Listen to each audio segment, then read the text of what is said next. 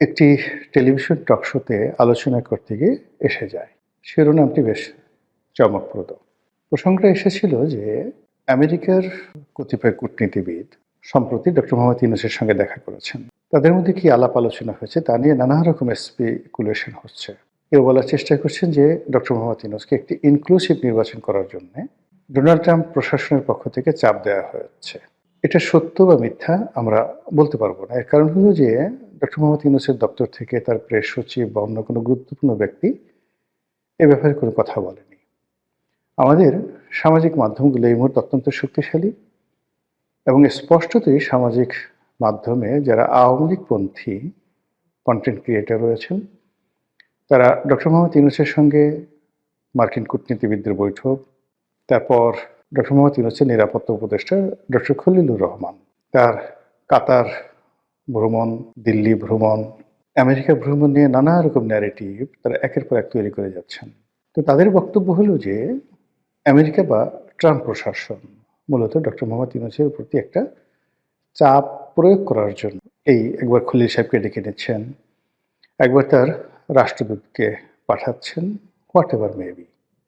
আবার অন্যদিকে আওয়ামী লীগ বিরোধী যে সকল কন্টেন্ট ক্রিয়েটার ছিলেন এখন তারা নিজেদের সমস্যা নিয়ে এতটা ব্যস্ত, কেউ জামাত নিয়ে ব্যস্ত, কেউ বিএনপি নিয়ে ব্যস্ত, কেউ এনসিপি নিয়ে ব্যস্ত, ফলে আওয়ামী লীগ নিয়ে পেন্স করা বা তাদেরকে খোঁটা দেওয়া বা তাদের বিরুদ্ধে একটা ন্যারেটিভ তৈরি করার মতো সময় এখন আর সামাজিক মাধ্যমে আওয়ামী লীগ বিরোধী যারা লোকজন রয়েছে তাদের নেই বললেই চলে। আর এই সুযোগটিকে পরিপূর্ণভাবে কাজে লাগিয়ে আওয়ামী লীগ এখন জলে, স্থলে, অন্তরিক্ষে।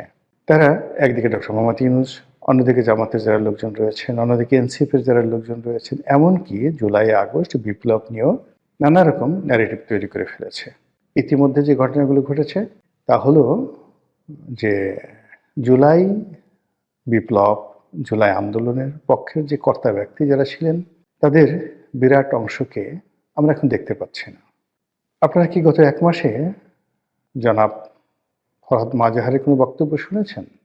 শুনেননি। কিংবা সরকারে খুব প্রভাবশালী দুজন ব্যক্তিত্ব, জনাব নাহিদ ইসলাম, তিনি বের হয়ে এসে এনসিপি করলেন। এখন নাহিদ ইসলামকে নিয়ে আর তেমন মাতামাতি নেই।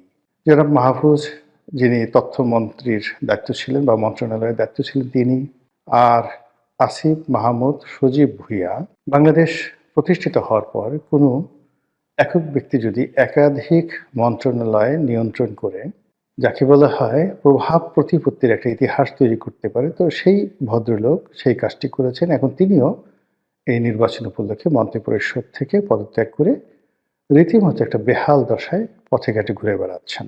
নির্বাচনের মাঠ কতটা জটিল, কতটা কঠিন এবং কতটা নির্মম এখন যারা নির্বাচনের মাঠে ঘুরে বেড়াচ্ছেন, সেটা হাসনাত আবদুল্লাহ বলেন, শেরজিজ বলেন, তাসনিম জারা বলেন কিংবা নাসিরুদ্দিন পাটোয়ারি, তারা হাড়ে হাড়ে টের পাচ্ছেন যে রাজনীতি কাকে বলে, ইলেকশন কাকে বলে। তো সরকারি মদদে রাজনীতি করা বা সরকারি মদদে প্রতিপক্ষকে গালাগাল দেওয়া আর নির্বাচনের ময়দানে প্রতিপক্ষকে মোকাবেলা করা যে কত কঠিন এবং বাস্তবতা তা এখন তারা হাড়ে হাড়ে টের পাচ্ছেন।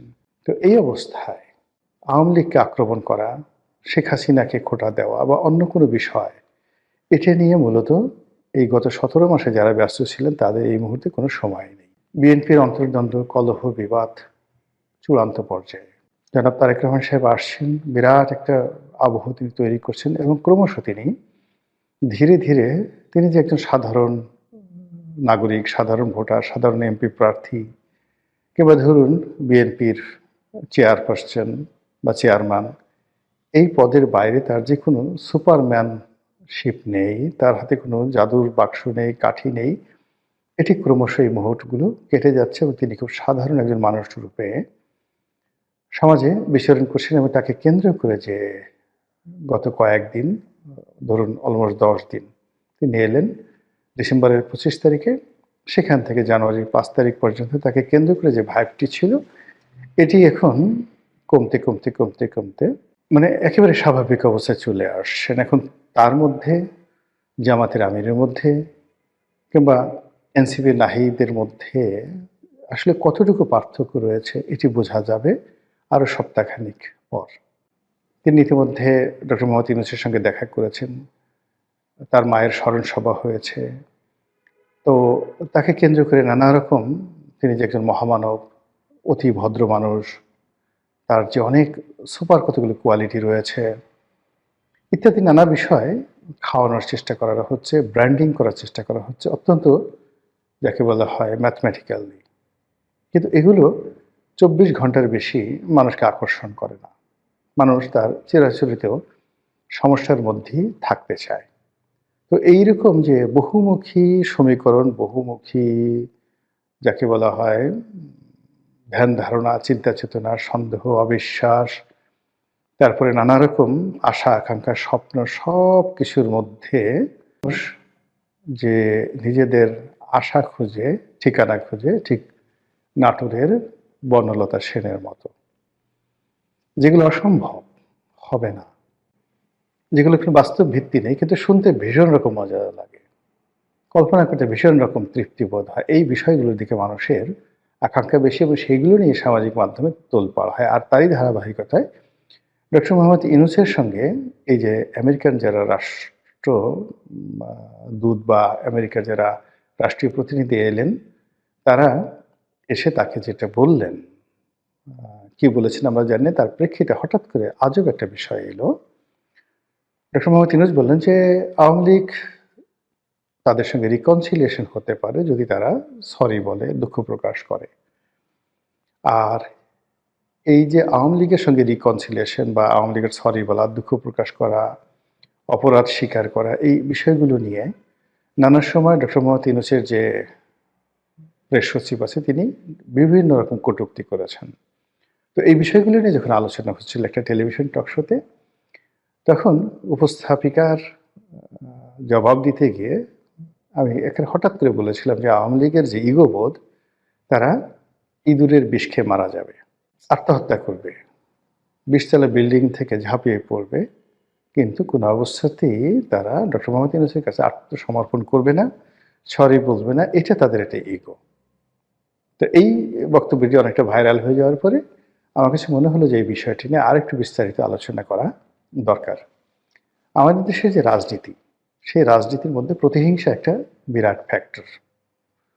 কোনো রাজনীতিবিদদের মধ্যে যদি এই বাংলায় কোনো প্রতিহিংসা ঢুকে যায়, সে পদ পদবি পাওয়ার সঙ্গে সঙ্গে উইদিন ২৪ ঘন্টার মধ্যে তার সেই প্রতিহিংসা সে চরিতার্থ করবেই।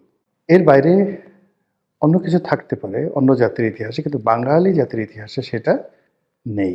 কাজেই এখানে প্রতিনিয়ত প্রতিহিংসা রাজনীতি হচ্ছে এবং হবে।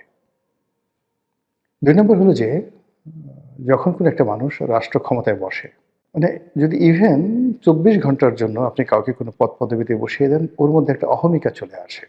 সে নিজেকে অভিজাত ভাবতে শুরু করে, নিজেকে ব্লেসড, আল্লাহর যাকে বলা হয় আশীর্বাদ পুষ্ট ভাবতে শুরু করে। ইত্যাকার নানা বিষয়াদি সেখানে রয়েছে। তো সেই দিক থেকে আওয়ামী লীগ সেই 1954 থেকে কখনো রাজপথ কাঁপিয়েছে, কখনো রাজপ্রাসাদ কাঁপিয়েছে, কখনো সিংহাসন কাঁপিয়েছে। বহু ভালো কাজ করেছে, বহু মন্দ কাজ করেছে। তো এই কাজ করতে গিয়ে তাদের একটা ধারণা যে তাদের সঙ্গে বিট করার মতো বা তাদের পাশাপাশি বসার মতো এই পাক ভারত উপমহাদেশে যদি কোনো দল থাকে, সেটা কংগ্রেস হতে পারে, সেটা মুসলিম লীগ হতে পারে। যদি কোনো ব্যক্তিত্ব থাকে, সেটা জুলফিকার আলী ভুট্টো হতে পারে, কায়েদে আজম মোহাম্মদ আলী জিন্নাহ হতে পারে, পণ্ডিত জওহরলাল নেহরু এবং তার বংশধররা হতে পারে। এইরকম একটা অহমিকা বোধ তাদের মধ্যে কাজ করে। এটাকে আমি অহংকার বলতে পারি, দাম্ভিকতা বলতে পারি, কিন্তু আওয়ামী লীগ এটাকে মনে করে তাদের একটা লিগেছি। এবং আপনি দেখবেন আওয়ামী লীগের লোকজন কথায় কথায় তাদের নেত্রীকে বঙ্গবন্ধু কন্যা, গণতন্ত্রের মানুষ কন্যা ইত্যাদি নানা রকম উপাধি দিয়ে মূলত যে কাজটি করতে চায় যে তাদের নেত্রীর সমপর্যায়ের সামাজিক মর্যাদা, রাজনৈতিক মর্যাদা, পারিবারিক ঐতিহ্য এই কোনো জিনিসই অন্য কারোর নেই। তো সেই দিক থেকে ডক্টর মোহাম্মদ ইউনূসকে তারা তাচ্ছিল্য করে। কিভাবে করে? এই যে ৬,০০০ টাকা বেতন পেতেন, মানে ডক্টর মোহাম্মদ ইউনূস যখন গ্রামীণ ব্যাংকের ম্যানেজিং ডিরেক্টর ছিলেন যে সময়টিতে, তখন আসলে ৬,০০০ টাকার কিন্তু অনেক দাম, খুবই দাম। উনি এমডি হয়েছেন যে সনে সরকারি বেতন পেতেন ৬,০০০ টাকা। তখন হয়তো বিসিএস স্টার্টিংয়ে ৭৫০ টাকা স্কেল ছিল। কিন্তু ওই যে মেজর জিয়াকে বলা হয় ৪০০ টাকার মেজর। তো ৪০০ টাকার মেজর বলতে যখন প্রেসিডেন্ট জিয়াউর রহমান ৪০০ টাকা বেতন পেতেন তখন ১ ভরি স্বর্ণের মূল্য ছিল মাত্র ৬০ টাকা, ৬০ টাকা। তো সেই ৬০ টাকা যদি ভরি হয় ৪০০ টাকাতে তিনি কয় ভরি স্বর্ণ পেতেন? এখন মানে ২.৫ লাখ টাকা করে স্বর্ণের ভরি। তো তার বেতন এই জমানাতে কত টাকা হতো? তো এরকম এই জিনিসগুলো আওয়ামী লীগ বিচার বিশ্লেষণ না করে শুধু জিয়াউর রহমান সাহেবকে ছোট করার জন্য খোঁটা দেবে ৪০০ টাকার মেজর। আবার যেই সময়টিতে উনি ৬,০০০ টাকা বেতন পেতেন তখন প্রধানমন্ত্রীর বেতন কত ছিল? এমপিদের বেতন কত ছিল? মানে ওগুলো বলার মতো না, খুবই অল্প বেতন ছিল। হয়তো এমপিদের বেতন ২,০০০ টাকা ছিল।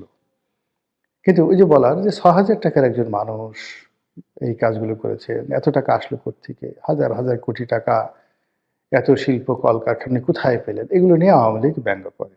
তারপরে আওয়ামী লীগ ব্যঙ্গ করে যে আমরা তাকে চাকরি দিয়েছি, আমরা তাকে ব্যাংক দিয়েছি, আমরা তাকে এটা করেছি, ওটা করেছি বলে খোঁটা দিয়ে এখন তিনি যেকোনো একটা পরিবেশ পরিস্থিতি যেটা আমার বলা ঠিক হবে না, তিনি ক্ষমতায় বসেছেন। তাতে কি হয়েছে?